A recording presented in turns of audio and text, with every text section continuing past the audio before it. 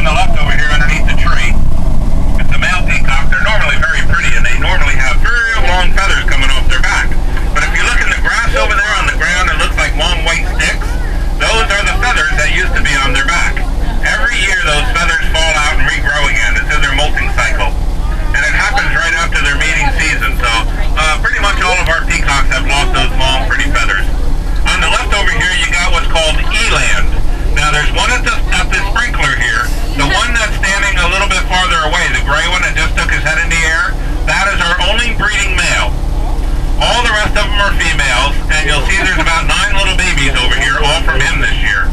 That guy's been on the Maury Povich show I don't know how many times this year. Yes, you are the daddy. I'm like, oh my God, we gotta take him to New York again.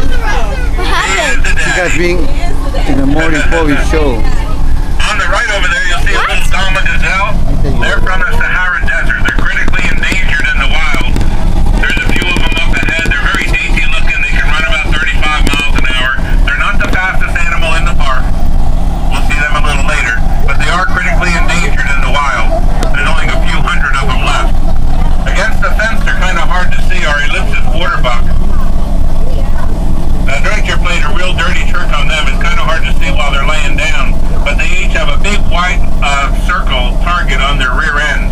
The one all the way on the right, you can almost kind of see it as he's laying down there, but when they're standing up grazing, it's like target practice. That's just a dirty trick. I don't care who you are. Yeah, there's quite a few peacocks in the park. Most of the female are in that shed that we just passed. They're sitting on eggs. But here on the left, you'll see our red and Coley cattle.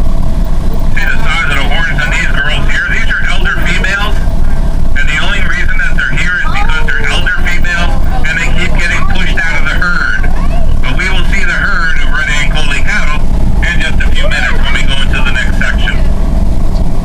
Over here on the right is a wildebeest, and he has a white tail, so he's called a white-tailed gnu. It's a very rare wildebeest. He is a male, and he does not get along with the alpha male that's in our herd up ahead. So we will see some more of them. If you can see him good from here, he's got some eyelashes that are like 6 or 8 inches long, and they're pure white. We can't see him. Maybe we'll get a better look at the rest of them. But now we're going to go see some giraffes up ahead here. I'm sorry they kind of threw me on here at the last minute. I didn't bring any treats for Georgia, but she won't know that. She'll still come over to the bus. George is the one that's walking across the street up here looking at the bus right now and going, hey, there's Ed. I see him now. Hi, Ed. She's going to come over here and bug us for a little while if that's okay with you guys. Yeah, that's fine. Georgia was born here in 1994. She's the lighter one in the middle. So you're just pushing everybody out of the way. Now she's going to come almost all the way over here, but she won't go past these grates here. Because no animal with a hoof will walk on these grates. They're afraid of breaking their legs. So they don't need to put a guard here, and the birds can go back and forth, but the mammals will stay put.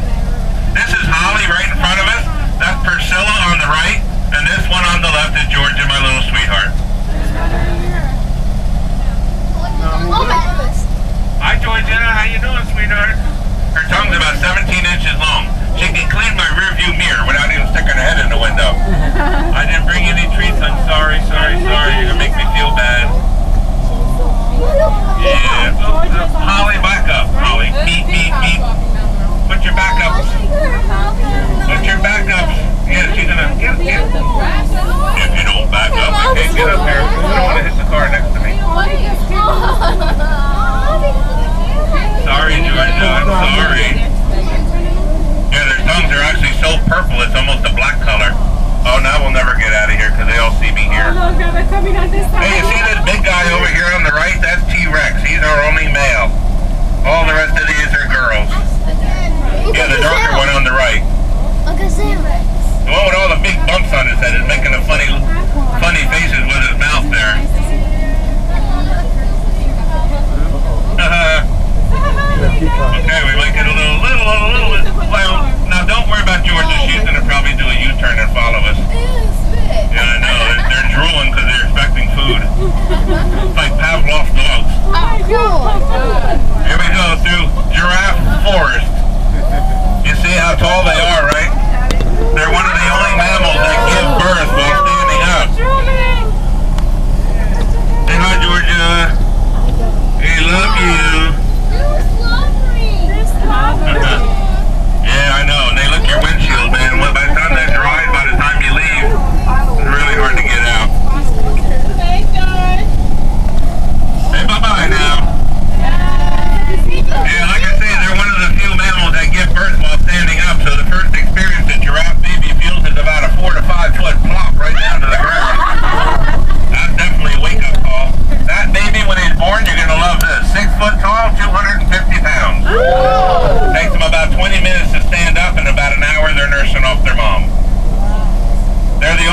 born with fully developed horns too. On top of their head, if you notice, they got two little, they're covered with fur, but they do have horns. Now there's a baby zebra over there on the right. Zebras are born white horses with brown stripes. As they get older, the brown stripes turn into black stripes because the brown is actually a fuzz, if you look at it, growing on the black stripe. And as they get older, they'll just start pulling that fuzz out. Other zebras will come over and help them. They'll stand next to each other, having a fuzz pulling contest. They'll roll on their backs, they'll rub against stuff, and sooner or later it all falls out and they end up with a black stripe. We have a lot of baby zebras here. Zebras are one breed of horse that cannot be ridden or domesticated. Like these two here, they're just going to start biting each other. Oh, he's helping to pull the fuzz out, see? See how they groom each other? Yeah, they'll start biting each other. Next thing you know, they're kicking each other.